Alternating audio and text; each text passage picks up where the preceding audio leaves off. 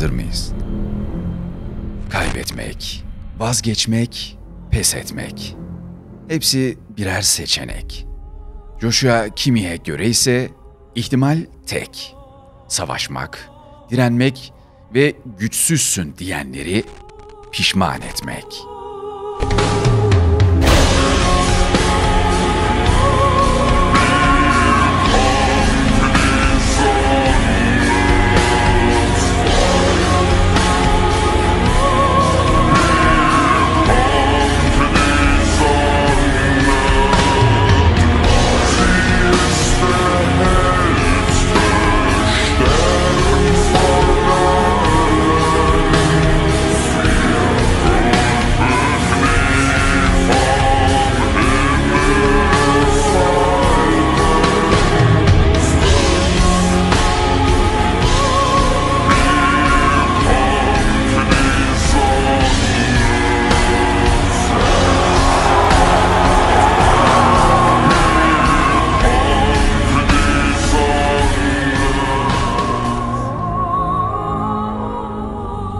Joshua Walter Kimmih. Bu onun yanlış söylenmesinden çok hoşlanmadığı tam adı. Joshua. Joshua. Joshua is okay. Are you sure? But not for her. Joshua is not okay. Futbola ilk adımlarını Almanya'nın en güneyinde küçük Bosingen kasabasındaki evlerinin bahçesinde attı. Onu topla ilk kez genç yetenekler yetiştiren babası Bertolt tanıştırdı. Daha o günlerden inatçıydı. Babası solak olması hayaliyle çalıştırmaya soluyla başlamıştı. Ancak Kimmih kendi tercihini sağ ayağından yana kullandı. Boş bir arazi, toprak zemin ve kaleler. Mahallede arkadaşlarıyla bir stadyum inşa etti. Sahanın tam ortasına hayallerini yerleştirdi. İlk darbeyi de oradaydı. Araziyi satın alan biri sahalarıyla beraber hayalleri de yıktı. Kimmih mentality o günlerde oluşmaya başladı. Öylece oturup ağlayamazdı. Emeği vardı. Küçücük çocuk bir adam gibi davrandı ve çözüm aramaya başladı. Yerel takımlarda antrenmanlara çıktı. Artık sıra ondaydı. Bosingen'de bir maç yapılacaktı. Rakip birçok futbolcunun hayalini gerçekleştiren durak Stuttgart. 3-2'lik skorla kazanan taraftaydı. Hem de takımının 3 golünü de Kimmih attı. Ve Stuttgart Joshua'nın peşine takıldı. Yetkililer Kimmih ailesinin kapısını aşındırmaya başladı. Joshua daha 8 yaşındaydı. Kabul etseler bile tesisler çok uzaktaydı. Akademiye erken başlarsa planların alt üst olma ihtimali de cabasıydı. Üstelik tanıdıkları canlı örnekler de vardı. Israrların sonucunda Stuttgart altyapısına katıldı. Hallo, ich bin der Joshua Kimmih, ich spiele beim VfB Stuttgart. Das ist jetzt meine dritte Saison. Meine vorigen Vereine sind nur der VfB Bösingen. Meine persönlichen Ziele für dieses Jahr sind, mich selber immer weiterzuentwickeln, in die U15-Nationalmannschaft zu kommen und in die U16 übernommen zu werden und die Mannschaftsziele natürlich Oberligameister und Süddeutsche Meisterschaft. Doğuştan özel bir karaktere ve disipline sahip. Bir görev varsa bunu aksatamaz. Tesisler ve ev arasında mekik dokurken okul ödevlerini yaptı. Bu çalışkanlık Stuttgart'ta sözleşmesini kalıcı yaptı. 14'ünde ailesinden ilk kez ayrıldı. Bavulunu tesislere yerleşmek için topladı. Tam 4 yıl mücadele etti. Gnabry, Timo Werner gibi isimlerle altyapının potansiyellerinden biriydi.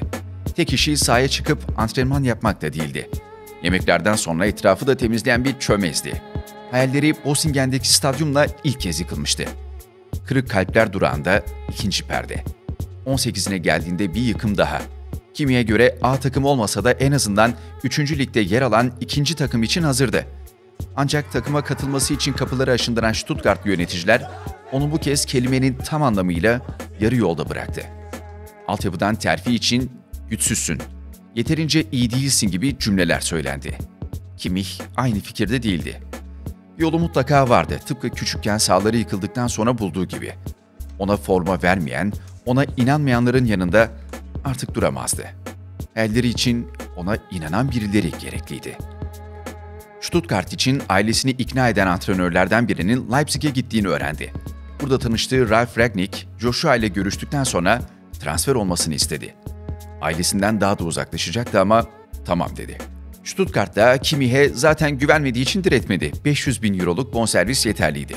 18 yaşındaki Kimmih yeni bir meydan okuma için 3. lige gitti.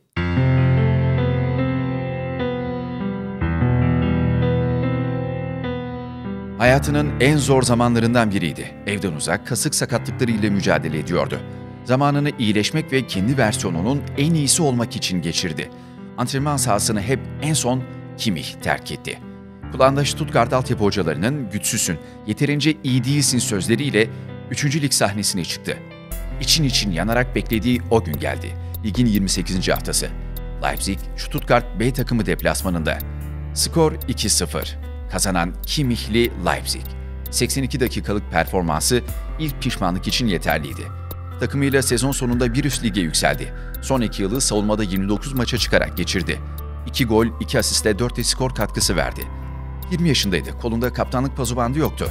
Oyun görüşü atakların seyrini şekillendiriyor, kazanma iştahı takımı da ateşliyordu. Biri, taktikle kafayı bozmuş biri, bunu herkesten daha iyi görüyordu. Joshua henüz haberdar olmasa da onu Pep Guardiola takip ediyordu. Sezon ortasında bir telefon aldı. Arayan menajeriydi. "Joshua, Bayern Münih'in seni istediğini söylesem ne düşünürsün?" İnanmadı başta, "Mümkün değil" dedi. Eğer gerçekten bir teklif varsa bunu birinci ağızdan duymak istedi. Birkaç hafta sonra adres Münih tesisleri. O zamana dek her şeye kendisi yön vermişti Kimmich. Karşılığında da hep olumlu sonuçlar elde etmişti. Ama içinde dahası da vardı. Salonların birinde beklerken içeri o girdi. Hayatını değiştirecek olan adam. Pep Guardiola. Kimmich koşullar sağlanırsa takımını bir yenilmeze dönüştürebilirdi. Bunun için yakıtı belli. Ona inanmak, güvenmek. Hep odaya bunun bilincinde girdi. "Joshua, kazanmak için sana ihtiyacım var. Seni takımda istiyorum" dedi. Kimmich'in sahaya çıkıp her şeyini ortaya koyması için yeterli bir teklifti. Ve Pep'in yanılmadığını tüm dünyaya göstermek için teklifi kabul etti. 8,5 milyon euroya transfer olduğu Bayern'de ilk başta Lam'ın veliahtı olarak görülüyordu. Pep'in gözlerinde ise sahanın merkezinde her metrekareye hakimiyet kuracak bir beyindi. Özel olarak ilgilendi. Ona sahada görmediği noktaları gösterdi. Hatta bir ara onu dünyanın en iyi stoperlerinden biri olduğuna bile ikna etti. 17'si stoperde 36 maçta forma giydi. O yıl Bayern Münih ligde sadece 2 maç kaybetti ve ikisinde de Kimmich sahada değildi. Sezon sonunda Bundesliga kupası ellerindeydi. A milli takıma ilk kez Pep'in ona dokunduğu yıl seçildi. İkinci sezonuna bir veda ile başladı. Ona en az kendisi kadar çok inanan adam, Pep ayrıldı. O Alman disiplinini göstermiş, Guardiola'dan alacağını almıştı. Takımın başında bu kez bir başka winner, Carlo Ancelotti vardı. Çoğu merkezde 40 maçta sahne aldı. Herkesin savunmacı olarak izlediği Kimmich 9 gol, 2 de asist yaptı.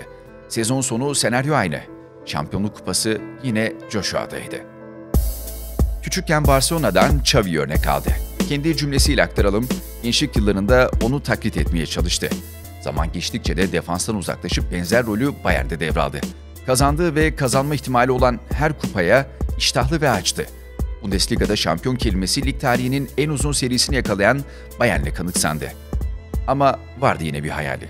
Stuttgart'ta onu yetersiz gördüklerinde kuramadığı bir hayal. Şampiyonlar Ligi. Çeyrek finaller, yarı finaller. Transfer olduğundan beri Şampiyonlar Ligi arzusu bir türlü olmadı. Yolunu bulmak için hatayı kendinde aradı, sorumluluk aldı. Bosingen'de çocukken inşa ettiği sahayı yıktıklarında olduğu gibi. Stuttgart'ta inanmadıklarında Leipzig'i bulduğu gibi. Üstelik kendi gibi inanç ve motivasyonla çalışan teknik direktörü Hansi Flick de yanındaydı. Kariyer sezonlarından birini geçirmek için ateşi yaktı. 2019-2020. Tam 51 maça çıktı. Kaçırdığı tek maçın sebebi sarı kart cezası. Şampiyonluk, Almanya Kupası zaten Münih'in. Flick'in çalıştırdığı Bayern çeyrek finale gelene kadar rakiplerini 7-2, 6-0, 4-1 gibi rahat skorlarla harcadı. Çeyrek finalde rakip Barcelona.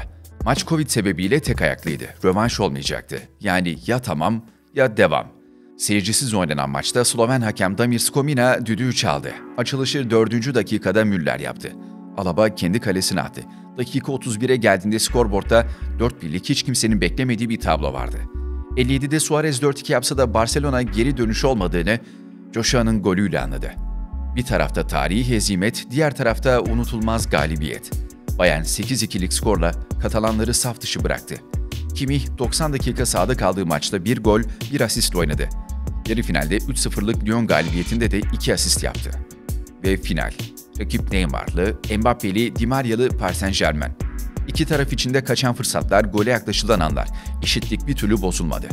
Dakika 59. Joshua Kimmich içeri kusursuz bir top açtı.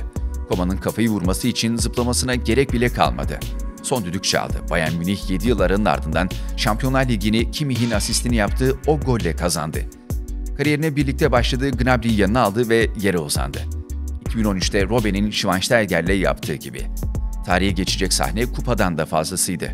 Bu ona inanmayanları pişman ettiği en büyük andı.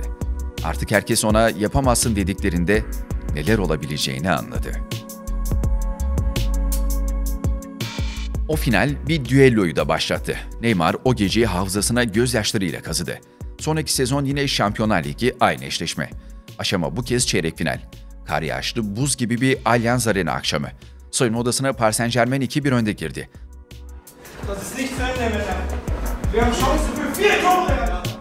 60'ta skor Kimmich-Müller işbirliğiyle eşitlense de Mbappe perdeyi 3-2 yaparak kapadı. Rövanşı Bayern 1-0 kazansa da turu deplasman avantajıyla Paris Saint-Germain atladı. Neymar ve Paredes de Kimmich'in önünde kutlama yaptı.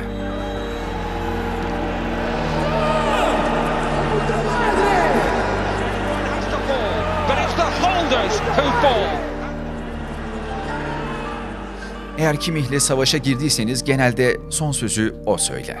2022-23 sezonu Şampiyonlar Ligi çeyrek finalinde eşleşme yine aynı. 2 maçta toplam 3-0'lık skorla Bayern Münih turladı.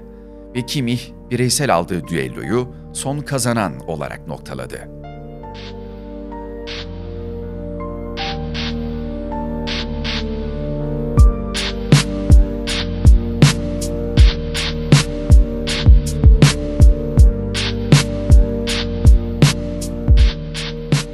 Bayern Münih formasını giydiği yıldan beri Bundesliga'da aralıksız 8 şampiyonluk yaşadı. 429 maça çıktı. Defansif rolüne rağmen 43 gol atıp 114 asist yaptı. Toplamda 20 kupa kaldırdı. Teknik direktörlerde ise de Kimmich hep sahadaydı. Nerede, hangi mevkide olursa olsun görevini terinin son damlasına kadar yaptı. Bu hırsı ona insanüstü bir istikrar sağladı. Kimmich 2017-18 sezondan itibaren 8 sezondur hiçbir yıl çift taneli asist sayısının altında kalmadı. Bu sezonda şimdiden 10 asist sınırını aştı. Her kupanın özel olduğunu söylüyor. Her biri için iştahlı. Geçen yıl Bayer Leverkusen'in araya girdiği reklam molası sonlandı. Bu sezon şu an lider Bayern Münih, şampiyonluğun favori adayı. Kimmich de bir şampiyonluk daha yaşamaya ve yaşatmaya odaklı.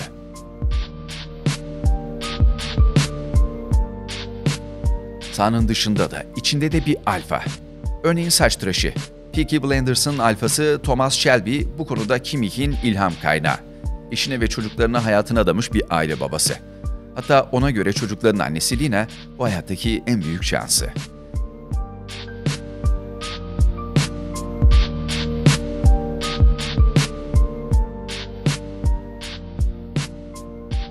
Kroos'tan sonra artık milli takımda da liderliği tamamen devraldı. Bir hayali kaldı. Almanya formasıyla Avrupa ve Dünya Kupası. Joshua Kimmich, duymayı en sevdiği şey yapamazsın denmesi. Çünkü bunu duyduysa bir şekilde ayağa kalkar, o işi halleder. Dik ve biraz da kendi deyimiyle asabi bir karakter. Ich bin schon einer, der sich oft über Dinge ärgert, aber noch mehr ärgere ich mich über Dinge, die ich nicht versuche zu ändern. Und wenn ich dann von was überzeugt bin, dann versuche ich schon, das auch voranzutreiben. Nein, null. Das Ding ist, glaubst du, ich spiele nicht für die Mannschaft. Man sagt dir Sachen. Was sagst du mir? Ich gebe dir Anweisungen. Du sagst nie ins Gesicht. Du sagst immer so hintenrum. Der macht, was er will. Sagst du mir nicht, mach nicht, was er will.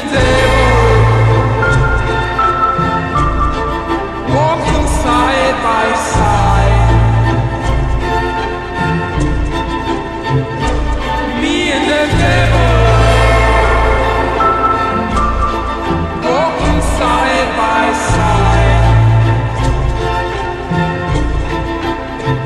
And I'm gonna see my man until I get satisfied. Don't see why, and you dog me around. Say, don't see why people dog me around.